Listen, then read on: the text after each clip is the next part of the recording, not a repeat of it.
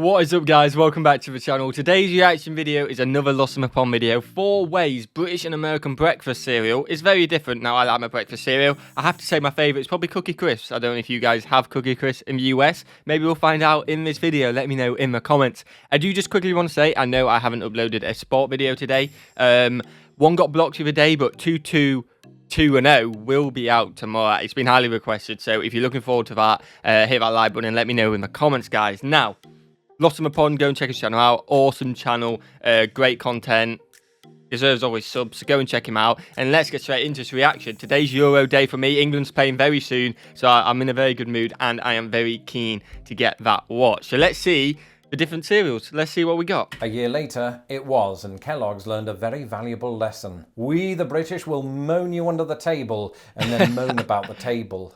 Very true. That is no truer statement about the British. Hello, I'm Lawrence, and I'm on a quest to uncover all of the memos that Britain and America lost in the pond, and one of those memos pertains to cereal. Okay. Given that Britain and America are divided by an unfathomably large ocean, it's inevitable that there will be differences between our food brands. Definitely. And cereal is no exception. Just a cursory glance at the shopping aisles of both countries will highlight perhaps hundreds of such memos. Now, I could spend this video talking about all of the wacky cereals that I never experienced until I moved to America. Yeah, I have to say, you guys do have a lot of wacky cereals. It's completely right in that. Like, you got like Lucky Charms and stuff like that, which I tried when I was in America. I didn't like it. I wasn't a huge fan of it. But you have very, very sugary ones, it seems like. Very interesting ones, which we don't have, which is, again, I don't know why, but we don't have them. And to some extent, I will. But chiefly, this is a video all about same or similar brands that are marketed differently on either side of the pond. And so, without further ado, here are 4 ways that British and American cereal is very different. The taste of honey. Honey Smacks. Honey Smacks is a Kellogg's cereal that I only encountered after moving to the United States, but there are several things worth noting. Firstly, Kellogg's, a multinational company that was founded in Battle Creek, Michigan more than a century ago, is very much as prevalent and influential in the UK as it is in the United States. But this sweet and puffed wheat breakfast cereal was first introduced to the American market in the early 1950s. Initially, it went by the name of Sugar Smacks, but was changed in the 1980s to Honey Smacks, presumably because the image of kids' teeth falling out was bad for optics. Yeah, that completely makes sense. You don't want to call your cereal sugar.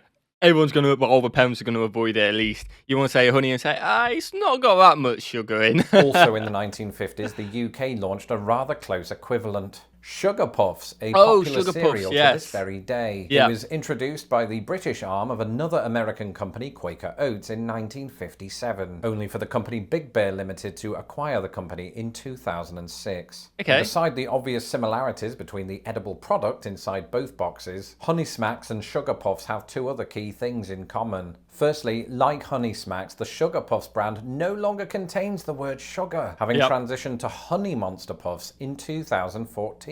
Now, to be fair, this was a reasonable move. I mean, I wouldn't want to be held responsible for the state of British teeth either. And secondly, both cereals... There's so many memes about the British teeth, and it's just summed it up there. Again, rate me on ashes. I think I'm alright. I've obviously avoided the Sugar Puffs. Incorporate some sort of colourful animal as their oh-so-lovable mascot. On the front of a box of Honey Smacks, you'll find Diggum Frog, while the Honey Monster has long been the face of the UK equivalent. And it can't be emphasised enough that both are missing one very pertinent facial feature: teeth. Who said that subliminal advertising was dead? And speaking of mascots, that brings us on to this. It's official. The Kellogg Company has been systematically colonizing the world's breakfast tables, one anthropomorphic animal at a time. But more on that in a moment. You see, there's one popular cereal whose mascot remains the same on either side of the pond, even if the cereal's name does not. I'm talking about what Americans refer to as Kellogg's Frosted Flakes, launched in the US. Frosted Flakes? I've never heard that in my life before. Well, I mean, they do look like Frosted Flakes. I'm not going to deny that. But it's Foster's. Like, come on. And then obviously, I don't know what ads. Let me know what ads you had in the US. But we had that ad where it was a massive slide. You go up to the top, pull at the bottom. The tiger. I can't remember his name. I can't remember his name. But the tiger there. Jump off, did a flip into pool and stuff like that. And then it's great. Let me know if you had that exact one. I think you did. I don't know. Let me know, because that's what we had. 1952 as sugar frosted flakes. These sugar-coated Get rid of the cornflakes sugar. once again dropped the word sugar in the 80s. And here's a weird fact. In the United States, the term frosted flakes is legally considered so generic that it cannot be trademarked. Oh, this is wow. why you'll often see other companies selling products under the same name. If only it had a catchy title similar to Cheerios or Shreddies, you know, like the UK does. You see, in the UK and most Commonwealth countries, the same exact product is known as Kellogg's Frosties. Yep. Now, even amid the name's evolution, there's one big cat who thinks they're great. I'm talking, of course, about my cat, who often likes to dip his paw in the milk, but also Tony the Tiger. That's it. I forgot his name. Lawrence has got us, though. He knew we would forget, and he's hooked us up. He's recognised on both sides of the pond. And for somebody who identifies as a mammal well known for their large fangs, he too doesn't have any teeth. Very now, good I don't want point. to point fingers, but are we absolutely sure that Kellogg's isn't testing their products on 2D animals? Well, here's an idea. Let's ask Toucan Sam. Tutti Frutti, okay. Of course, there are some Kellogg's products that bear the same name in both Britain and America. For example, Bran Flakes, Corn Flakes, Special I do K, like Bran and Flakes. Fruit Loops. And despite the fact that Fruit Loops sound more like a half-open packet of hard candy that you found down the back of the sofa after a long and particularly warm summer, they are in fact a breakfast cereal eaten by actual humans and children. But in Britain and America, the major difference is not the words on the box, but its contents. In America, since the 90s, a standard box contains crunchy loops of 6 different colours. Red, orange, yellow, green, blue and purple. However, in the United Kingdom, owing to a lack of natural colourings, yellow, red and blue loops are omitted. Now, America, before you start calling the British Embassy, just know that our loops are bigger, so crisis averted.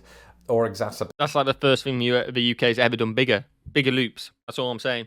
Less colours, bigger loops. Of course, in both countries, Fruit Loops wouldn't be Fruit Loops without the appearance of yet another animal, Toucan Sam. And the first thing you'll notice about Toucan Sam is that he too is dentally compromised. And I know what you're thinking. Oh, Lawrence, give Kellogg's a break. After all, actual toucans don't have teeth. And that's true, but they also don't have opposable thumbs, but that never stopped Kellogg's. Now, of particular interest to this channel is the bird's voice. On his first televised appearance, he spoke with a decidedly American accent that sounded suspiciously like Mel Blanc because he was voiced by Mel Blanc. Over time, though, he inexplicably and very pretentiously adopted a British accent, presumably after befriending the Geico gecko, who experienced a similarly baffling transformation. And speaking of transformation, this next cereal has experienced plenty.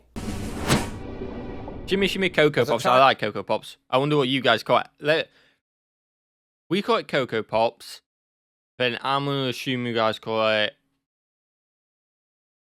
Chocolate Pebbles. I don't know why. With a sweet tooth, I was always a bit of a stickler for cereal that turned the milk brown. For me, none achieved this more supremely than Kellogg's Coco Pops. For the uninitiated, Coco Pops are basically a cocoa-based version of Rice Krispies. But after moving to America, I quickly discovered that this was not the case the world over. In the United States, where the cereal was first launched in 1958, the same product is called Cocoa Krispies. Okay, fine, so they have different names, so what? Well, in my lifetime, both versions differed even more differently than they'd ever differed before. You see, in 2003, in an effort by Kellogg to unify both Cocoa and Rice Krispies, the US version was changed to Cocoa Rice Krispies, and I'm going to stop. The thing is, I kind of get it. When you know it's Rice Krispies and it's a chocolate one, Cocoa Krispies, it makes sense. It really does. It's just weird hearing it when you know it's Cocoa Pops, and I imagine for you guys it's probably weird hearing Cocoa Pops when you know it's Cocoa Krispies. It does make a lot of sense, though. It really does. Stop rolling my R's now. However, presumably because executives really missed the pleasing alliteration of the whole thing, it was changed back just 3 years later. But before all of this, a similar rebranding in the UK brought the entire country to a standstill. In February 1998, the British arm of Kellogg's changed the name from Coco Pops to Choco Krispies. Oh, you can't be doing that. People Get it out. Absolutely outraged. If Twitter had existed back then, hashtag Justice for Coco Pops would still be trending today. And I'd be joining in that. I don't use social media too much, but I'd be joining in that. You can't be doing Coco Pops dirty like that, man. It got so bad that sales of the cereal absolutely plummeted. And a poll of over 1 million people found that 92% of Brits wanted that name changed back to Coco Pops. A year later, it was, and Kellogg's learned a very valuable lesson. We, the British, will moan you under the table and then moan about the table.